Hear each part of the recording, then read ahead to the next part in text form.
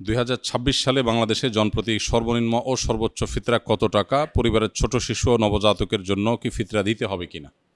এই প্রশ্ন উত্তর হলো যে নবী করিম সাল্লাল্লাহু আলাইহি সাল্লাম বলেছেন, যাকাতুল ফিত্র তুহরাতান লিস-সাইমি আনিল লাগবি ওয়ার রাফাস ওয়া তু'মাতাল লিল মাসাকিন। অর্থাৎ ফিতরা হলো রোজাদারের রোজাকে রিফাইন করার জন্য।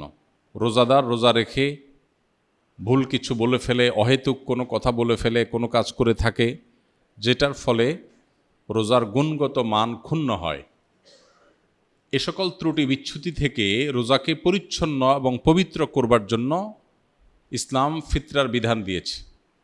এজন্য রমজান মাসের শেষে আমরা যে ফিতরা দিয়ে থাকি, সাদকায়ে ফিতর দিয়ে থাকি, এটা মূলত আমাদের পুরো মাসের রোজাটাকে পরিচ্ছন্ন করার জন্য, এটাকে অন্য সব ভুল ত্রুটি থেকে পবিত্র করে আল্লাহর কাছে গ্রহণযোগ্যতার উপযুক্ত করা, এটাই হলো এই ফিতরার অন্যতম উদ্দেশ্য। ফিতরার আরেকটা উদ্দেশ্য নবী সাল্লাল্লাহু আলাইহি ওয়াসাল্লাম বলেছেন, সেটা হলো তু'মাতাল লিল মাসাকিন, মিসকিনদের খাদ্য দান কর্মসূচি। পৃথিবীর ইতিহাসে এটাই সম্ভবত সর্বপ্রথম ব্যাপক এবং সমাজের সর্বস্তরের মানুষের জন্য, দুস্থ মানুষের জন্য খাদ্যদান কর্মসূচি। আজকের পৃথিবীতে বহু খাদ্যদান কর্মসূচি, কর্মবিনিময় খাদ্য, নানান প্রজেক্টের কথা আমরা জানি, কিন্তু ১৫০০ বছর আগে আল্লাহ নির্দেশে নবী করিম সাল্লাল্লাহু আলাইহি সাল্লাম রমজানের শেষে সকল রোজাদারদেরকে, সচ্ছল রোজাদারদেরকে যে ফিতরা দেওয়ার নির্দেশ করেছেন, এটার উদ্দেশ্যই হলো যে ঈদের একটি দিন অন্তত সকল অসহায়, দুস্থ, গরিব, অভাবী মানুষের বাসায় খাবারের ব্যবস্থা যেন থাকে। আজও পর্যন্ত পৃথিবীতে যত খাদ্যদান কর্মসূচি আছে, এর কোনোটিকে আল্লাহর দেওয়া ইসলামের এই ফিতরা ব্যবস্থাপনার সাথে কোনোভাবে তুলনা আপনি করতে পারবেন না। একযোগে গোটা বিশ্বের এত অভাবী মানুষের খাবার অন্য কোনো ইস্যুকে কেন্দ্র করে পৃথিবীর কেউ আজও পর্যন্ত দিতে পারেনি, যেটা রমজানকে ঘিরে ফিতরা কেন্দ্রিক খাদ্যদান কর্মসূচি মুসলমানরা গোটা বিশ্বব্যাপী করে থাকে। তো এই ফিতরা সম্পর্কে আমাদের অনেকেরই জানার থাকে, এবছর ফিতরা কত, এটার মূল কনসেপ্টটা আমাদের একটু জানা দরকার। ফিতরা কি প্রতি বছর চেঞ্জ হওয়ার জিনিস কিনা? আমরা প্রতি বছর তো ফিতরার দাম, মূল্য নির্ধারণ হয়ে থাকে। তো এটার উত্তর হলো যে ফিতরা যেহেতু খাদ্যদান কর্মসূচি, খাদ্যের পরিমাণ, পরিমাপ এটা শরিয়া ঠিক করে দিয়েছে।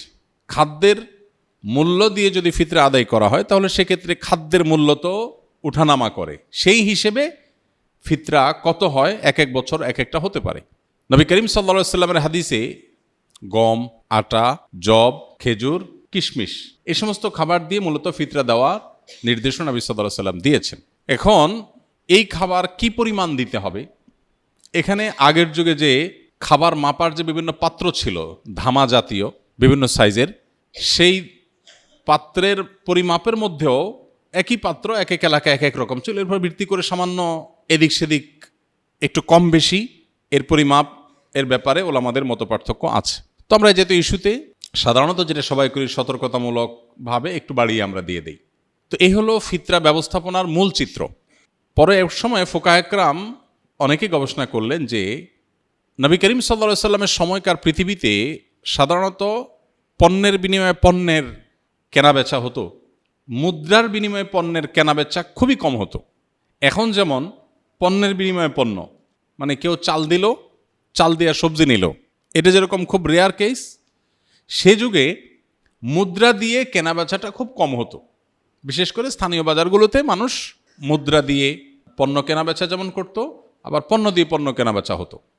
অর্থাৎ মুদ্রার ইম্পর্টেন্সি বা এটার ব্যবহার এখন যেরকম গোটা পৃথিবীতে ব্যাপকভাবে এটার উপরে গোটা পৃথিবী দাঁড়িয়ে আছে অনেকটা, তখন সেটা এভাবে ছিল না।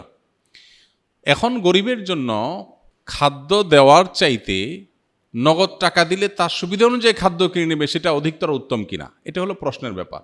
অনেক ওলামাদের মতে এটা যেহেতু গরিবের জন্য বেশি উপযোগী, তার সুবিধা মতো কিনতে পারে, এই জন্য ফিতরা মূলত খাদ্যদান ব্যবস্থাপনাই। তো টাকা দিয়ে দিলে তার মতো সুবিধা করে সে কিনতে পারল, এ হলো মূল বিষয়। এখানে একটা বিষয় বলে রাখি, আমাদের মতো দেশে হয় অবশ্য বহু মানুষ আছে অভাবী, যাদেরকে ফিতরা দেয়া যেতে পারে, এরকম অভাবী গরিব মানুষ আছে, কিন্তু পৃথিবীতে অনেক দেশ আছে যেখানে আসলে এরকম সারা দেশের মানুষের খাদ্য দেওয়ার মতো ওরকম উপযুক্ত মানুষও খুঁজে পাওয়া যায় না খুব বেশি। যেমন সৌদি আরবে আমি দেখেছি গরিব মানুষরা ফিতরার চাউল তারা খাবার দিয়েই দেন, সৌদি আরব উলামা একরাম টাকা দিয়ে দেওয়া এর প্রবক্তা নন, তারা খাদ্য দিয়েই দেন, সাধারণত চাল দিয়ে দেন। তো এখন একজনের পক্ষ থেকে তারা 2 কেজি 2.5 কেজি চাল দিয়ে দেন, ফ্যামিলি কয়েকজন হলে ওইভাবে তারা বস্তা করে বিক্রি করেন। দোকানগুলোতে সব রমজান উপলক্ষে ফিতরার চাল বিক্রি হয় বিভিন্ন প্যাকেজে, 5 কেজি 10 কেজির বস্তা। তো আমি দেখেছি যে সেখানে গরিবরা অনেকেই চালের স্তূপ হয়ে যায়, কারণ গরিব তো খুব কম, ফিতরা তো সবাই দিচ্ছে আর সবাই তো চালই দিচ্ছে। তো এমনও দেখা গেছে যে গরিব মহিলা উনি পিক আপে করে মসজিদের সামনে আসছেন চাল কালেকশন করার জন্য, এবং এটা কমন চিত্র সৌদিতে। সবাই যে পরিমাণ চাল দিছে, উনি ওই পিক আপ রেখে দিছে সামনে, রেখে বসে আছে, সবাই চাল এনে এনে ফেলে দিচ্ছে, পিক আপ স্তূপ হয়ে গেছে।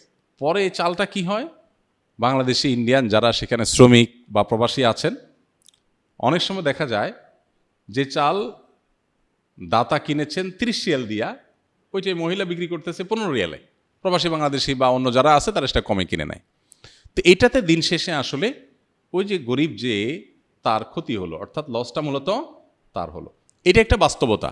এর প্রেক্ষিতে ওলামায়ে আহনাফ, অনেক ওলামায়ে ইকরাম বলেন যে ফিতরা যদি টাকা দিয়ে পয়সা দিয়ে দিলে গরিবের আরও বেশি উপকার হয়, তাহলে সেক্ষেত্রে এটা দিয়েও দেওয়া যাবে, কিন্তু মূল লাইনটা হবে ওই খাদ্যকে কেন্দ্র করে।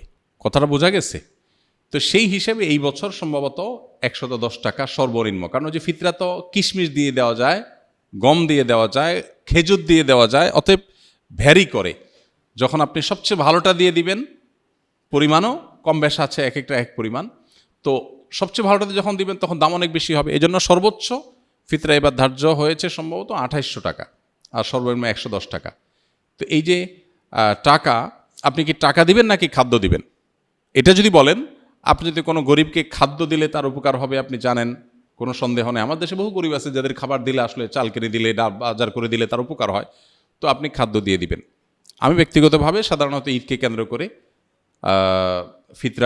ফিতরার জন্য গরিব কোনো পরিবারকে সবার পক্ষ থেকে আমি চাল কিনে দিই, আর এক্সট্রা হিসেবে নিজে থেকে ঈদ উপলক্ষে আরও কিছু খাবার মুড়ি টুড়ি কিনে যাতে করে সুন্দর করে তারা খেতে পারে, এটা করি। এর শরীয়ত আমাকে শরীয়ত নির্দেশ দিয়েছে শুধুমাত্র আমাকে মৌলিক খাদ্য যে রেস্টটা দিতে, তার পাশাপাশি অন্য কিছু নফল হিসাবে আমি দেই, এটা আমার নিজস্ব চর্চা। বাট এটা নিয়ে যে পরিমাণ আমাদের মধ্যে আপনার বিতর্ক, বর্ষা এবং অনেক বেশি এটা নিয়ে আমাদের দেখা যায় পাল্টাপাল্টি বক্তব্য, এটা অনভিপ্রেত।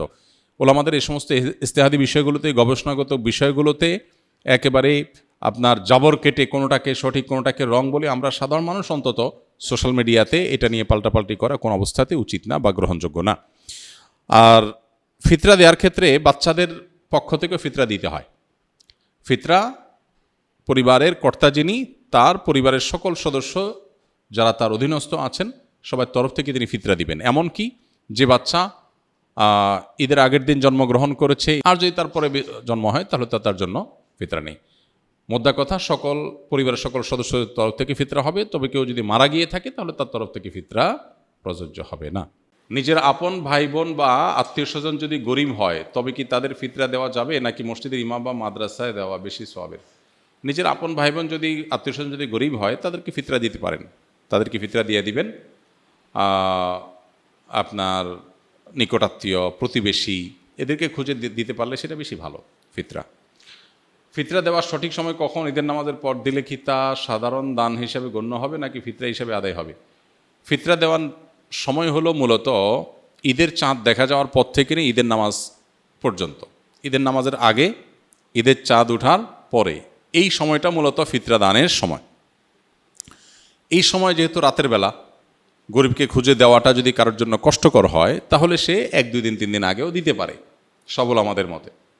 আর ফোকাহায়ে আহনাফের মতে রমজানের শুরু থেকেই দেওয়া যাবে। অন্যান্য ওলামা ইকরাম, হাম্বলি ফকিদের মতে একেবারে শেষের দিকে, ঈদের 2-3 দিন আগে দেওয়া যাবে। অতএব আপনি ভালো হয় চাঁদ রাতে দিলেন বা ঈদগাহে যাওয়ার আগে দিলেন, আর গরিব যাতে একটু প্রিপারেশন নিতে পারে, আগেভাগে ব্যবস্থা নিতে পারে, তারা 1-2 দিন আগে দিতে পারলেন, তার বাসায় পৌঁছে দিলেন, যাতে সেই ঈদটা নিশ্চিন্তে উদযাপন করতে পারে। আর যদি কেউ ঈদের পরে আদায় করে, তো হাদিসের ভাষ্য হলো ফাহিয়া সাদাকাতুম মিনাস সাদাকাত। ঈদের পরে যদি কেউ ফিতরা দেয় তাহলে সেটাও দান, অন্য 10টা দানের মতো হলো, ফিতরা আদায় হয়ে যাবে, কিন্তু ফিতরা আদায়ের যে মাহাত্ম্য, যে মর্যাদা, এটা পূর্ণভাবে পেতে হলে তাকে ঈদগাহে ঈদের নামাজের আগে দিতে হবে। ঈদের নামাজের পরে দিলে আদায় হয়ে যাবে, কিন্তু ফিতরার যে মাহাত্ম্য সেটা পূর্ণভাবে সে আর পাবে না। ঈদের দিন সকালে কি কবর জিয়ারত করা সুন্নাত নাকি অন্য যে কোনো দিন জিয়ারত করা ভালো? কবর জিয়ারত 12 মাসের আমল। কবর জিয়ারতের কোনো নিষিদ্ধ সময় নেই, আবার কবর জিয়ারতের বিশেষ কোনো নির্দেশিত দিনও নেই যে অমুক দিন কবর জিয়ারত করা সুন্নত, এরকম কোনো দিন নাই। নিজের মৃত আত্মীয় স্বজনের কবর জিয়ারত করা, যে কোনো মুসলমানের কবর জিয়ারত করা, এটা সবসময় ভালো কাজ। নবী সাল্লাল্লাহু আলাইহি ওয়াসাল্লাম বলেছেন, নাহাইতুকুম আন জিয়ারাতিল কুবুর ফাজুরুহাল আন ফাইন্নাহা তুযাক্কিরুকুমুল আখিরাহ। তোমাদেরকে একসময় আমি কবর জিয়ারত করতে নিষেধ করেছিলাম, এখন কবর জিয়ারত করতে পারো, কারণ সেটা তোমাদের আখিরাতকে স্মরণ করিয়ে দেয়। তো এই জন্য আপনি ঈদের দিনে কবর জিয়ারত করতে পারেন, অন্য দিনও করতে পারেন, কিন্তু শুধু ঈদের দিনই কবর জিয়ারত করা সুন্নাহ মনে করা বা ঈদের দিনের আমল হিসাবে কবর জিয়ারত করাকে মনে করা, এটা ভুল। অবশ্য অন্য কোনো সময় স্মরণ হয় না বা অন্য সময় সুযোগ হয় না, ঈদের দিন বাবার কথা, মায়ের কথা, মৃত আত্মীয়স্বজনের কথা মনে হয়েছে, তাই আপনি ঈদগাহে গিয়েছেন, ওকে, ভালো, কোনো অসুবিধা নেই, কিন্তু এটাকে ঈদের দিনের আমল হিসাবে ধার্য করা উচিত হবে না।